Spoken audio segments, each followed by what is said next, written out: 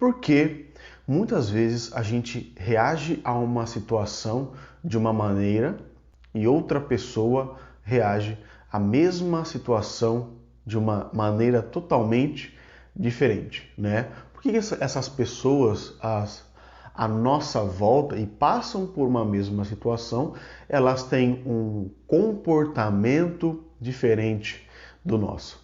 E já foi dito aqui nesse canal que nossas crenças estimulam a maneira como nós vemos o mundo, o outro, a nós mesmos e o futuro. São também as crenças funcionais ou disfuncionais que criam então os nossos pensamentos. Mas para a terapia cognitivo-comportamental existe algo que pode explicar o porquê disso existir. É o que nós chamamos então e que vem desvendar a maneira como a gente age de modelo cognitivo. E esse modelo cognitivo ele vai então desvendar os nossos pensamentos, comportamentos e sentimentos.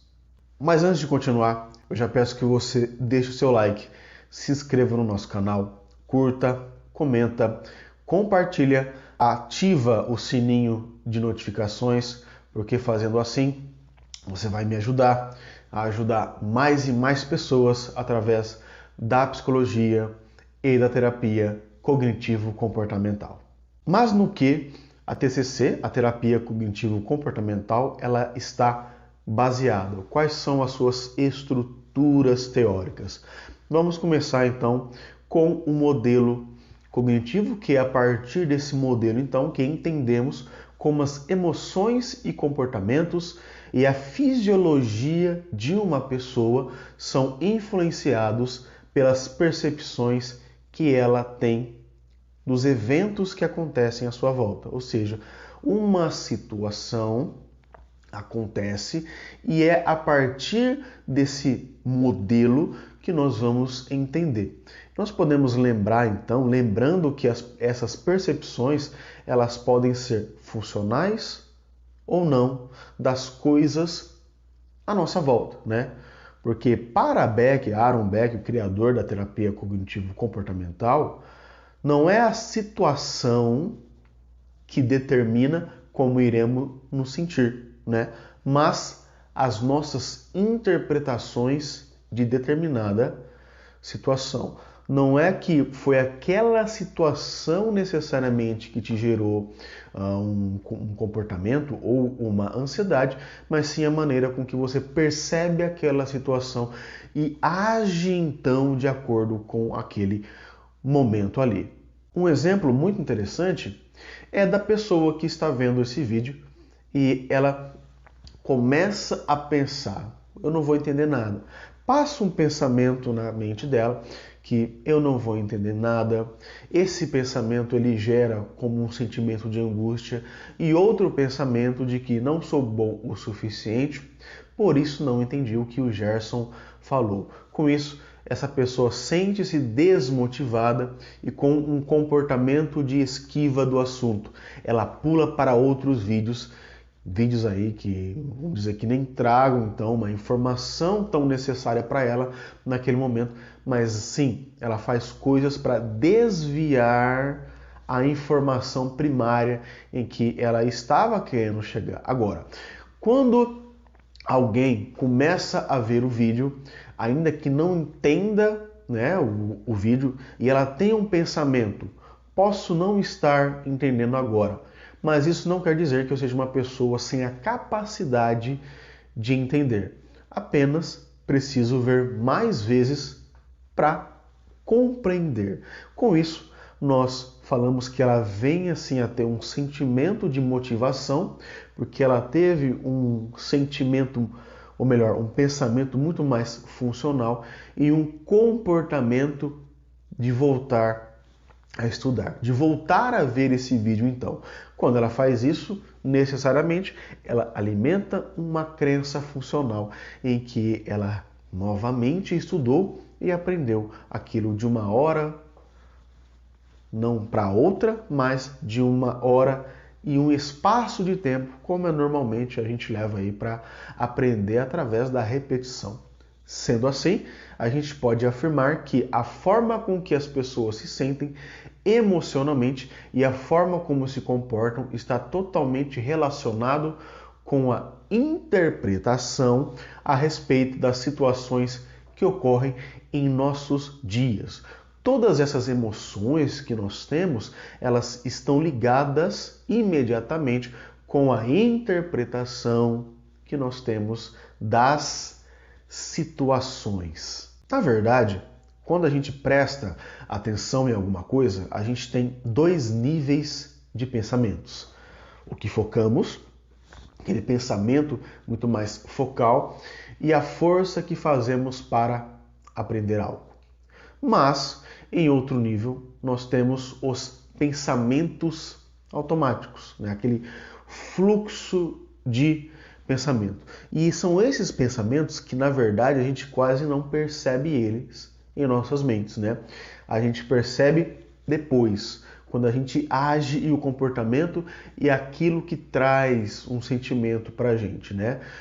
E o interessante é que a gente nem pensa que eles vão vir, porque eles são pensamentos muito breves, né?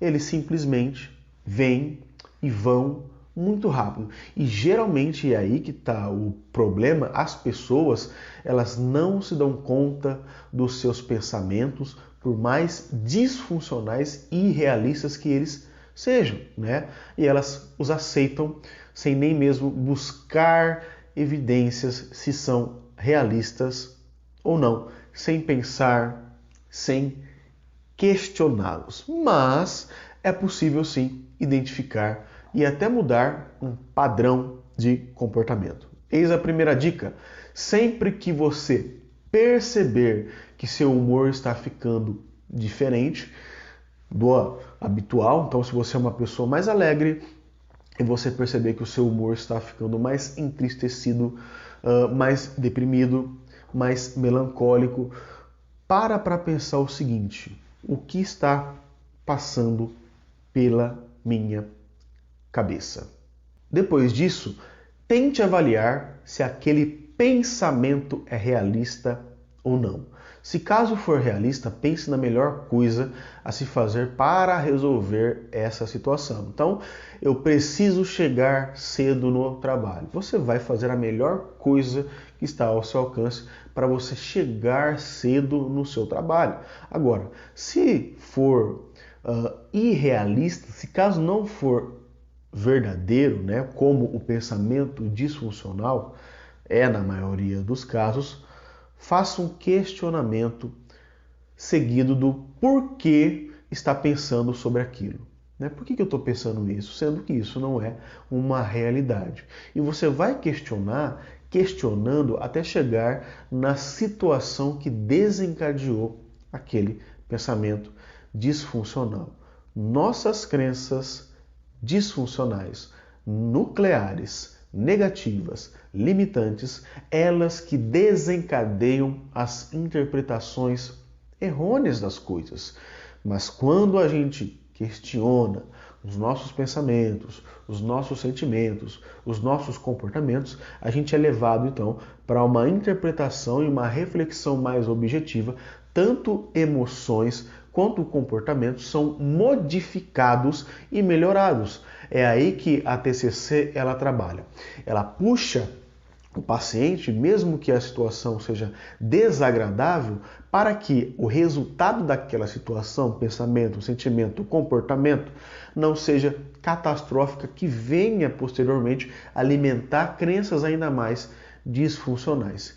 E com essa modificação, é natural que fiquemos mais reflexivos. O paciente, você, eu, a gente fica mais reflexivo então com as coisas, sobre as nossas próprias crenças, mais funcionais sobre nossos comportamentos e o melhor ainda, mais produtivos, porque a gente não para, não fica estagnado por causa de uma crença disfuncional e irrealista, porque nós não apenas acreditamos, mas nós sabemos em nossas próprias forças e naquilo que conhecemos e podemos conhecer.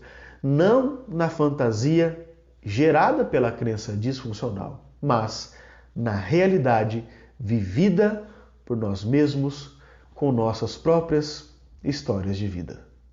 É isso, pessoal.